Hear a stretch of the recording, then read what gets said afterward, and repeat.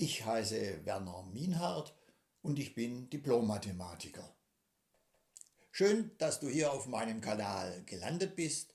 Ich präsentiere hier in lockerer Folge Videos für alle, die es spannend finden zu sehen, wie man Mathe und Physik auf praktische Probleme und Fragestellungen anwenden kann.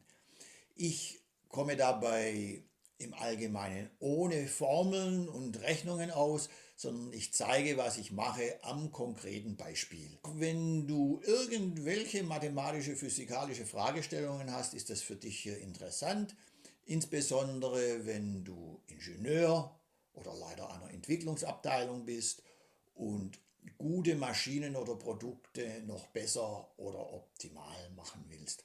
Auch für Leute, die komplexe Software machen, die dafür gute Algorithmen suchen, die logische Fragestellungen haben oder eben Berechnungen benötigen, ist das hier interessant.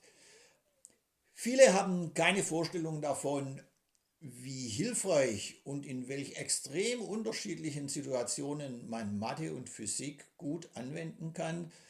Daher hier beispielhaft einige Videos von mir.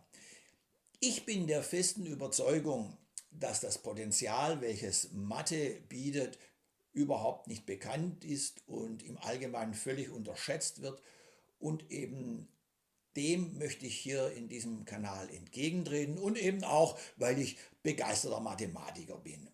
Und alle, die das interessant finden, die können meinen Kanal abonnieren.